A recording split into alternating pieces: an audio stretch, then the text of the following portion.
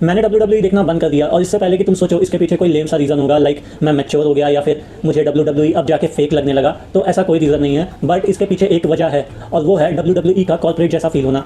और ये बात मैं तुम्हें एक्सप्लेन भी करूंगा आगे, बट उससे पहले मैं ये बताना चाहता हूँ कि पहले के जो WWE के एरा थे, अगर हम लोग रूथलेस एग्रेशन एरा की बात कर लें या फिर एटीट्यूड एरा की बात कर लें या फिर PG एरा की बात कर लें, तो उस टाइम पे जितने भी फाइट्स होते थे उनके पीछे कोई अच्छा सा इंटेंट दिखता था। लेकिन अब के टाइम पे वो इंटेंट बिल्कुल भी WWE से मिसिंग हो चुका है। इसलिए मैंने WWE को छोड़ के अल्टरनेटिव्स ढूंढना शुरू कर दिया और मैंने शुरू किया UFC देखना, जो मुझे बहुत पसंद आया। बिकॉज अनलाइक WWE, UFC की रियल फाइट्स होती हैं विदाउट एनी स्क्रिप्ट्स। इसी के चलते मुझे कहीं ना कहीं लगने लगा शायद फेक होने की वजह से WWE मुझे उतना पसंद नहीं आ रहा। बट मैंने जैसे जैसे UFC को भी देखा, मुझे सेम फीलिंग UFC के साथ भी आने लगी। तो मैंने सिमिलैरिटीज़ मिलाने की कोशिश की कि ऐसा क्या कॉमन है जिसकी वजह से मेरा डिसइंटरेस्ट दोनों में आ रहा है। तो मुझे एक बात रियलाइज़ हुई, WWE और UFC एक ही बिल्डिंग के दो कमरे हैं। बताता हूँ कैसे। सितंबर 2023 में एरी मैनुअल नाम के एक बिजनेसमैन ने WWE और UFC के मेजॉरिटी शेयर्स अपने नाम कर दिए और दोनों कंपनीज को मर्ज करके एक ही कंपनी के अंडर ले आए।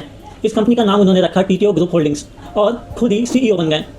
अब तुमको बताता हूँ कि CEO बनने के बाद क्या क्या चेंजेस हुए हैं। टेक्निकल स्टेप्स के बारे में तो मैं नहीं जानता, लेकिन चेंजेस साफ दिखने लगे। पहले के एराज के अगर हम लोग अंदर जाते हैं, झांकते हैं, जितना एक्सट्रीम वायलेंस इसमें होता था, कहीं ना कहीं वो बच्चों के लिए नहीं बना था। लेकिन अब सिर्फ फोकस है मनी, पैसा छापना। और इसके लिए मुझे लगता है WWE को और चिल्ड्रन फ्रेंडली बना दिया गया है और इसकी ऑडियंस और व्यूअरशिप्स को बढ़ाने के लिए इसका और कॉर्पोरेटाइजेशन किया गया है। एक स्पेसिफिक नाम जो मैं इस रील में लेना चाहूँगा वो है ट्रिपल एच का, जिसका रियल नेम है Paul Levinski. Triple H chief content officer है WWE का। मतलब जितना भी तुम एक्शन ऑन स्क्रीन देखते हो आज के टाइम पे, उसके पीछे की स्क्रिप्टिंग से लेके एग्जीक्यूशन तक सब ट्रिपल एच डिसाइड करता है। आज के टाइम पे वो सेफ प्ले करने लग गया है अपनी स्क्रिप्ट्स को लेके, अपनी एक्शंस को लेके और अपनी फाइट्स को लेके। और मैंने नोटिस किया है कि आज के टाइम पे जितनी भी स्क्रिप्ट्स आ रही हैं, कहीं ना कहीं वो बहुत लेम हैं या फिर बहुत आउटडेटेड हैं। मतलब वही रिपीटेड कंटेंट बार बार हम लोग को अलग मोड़ निचोड़ के दिया जा रहा है। और ये चीज़ मैं काफ़ी सालों से नोटिस करने लग गया था 2020 के बाद से। लेकिन अब इतना एक्सट्रीम वही चीज़ कर रहा है ट्रिपल एच कि अब तो देखा भी नहीं जाता।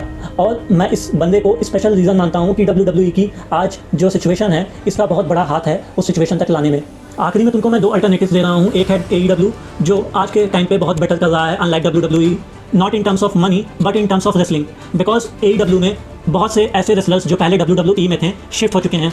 उसमें डीन एम्ब्रोस भी आता है और सेजारो भी आता है। और दूसरा है अपना इंडिया का home grown WXM, wrestling extreme mania, जो अभी उतना बड़ा प्लेटफॉर्म नहीं है। लेकिन अगर तुम इसको देखोगे तो तुम्हें रियलाइज़ होगा कि रेसलिंग के टर्म्स में ये बहुत अच्छा कर रहा है। और फाइटर्स जब फाइट करते हुए तुम स्क्रीन पे उन्हें देखोगे तो तुमको इंटेंट समझ में आएगा, वो स्पिरिट रेसलिंग की फील होगी जो WWE में आज कहीं भी फील नहीं होती। तो ट्राई करना और मुझे बताना ज़रूर।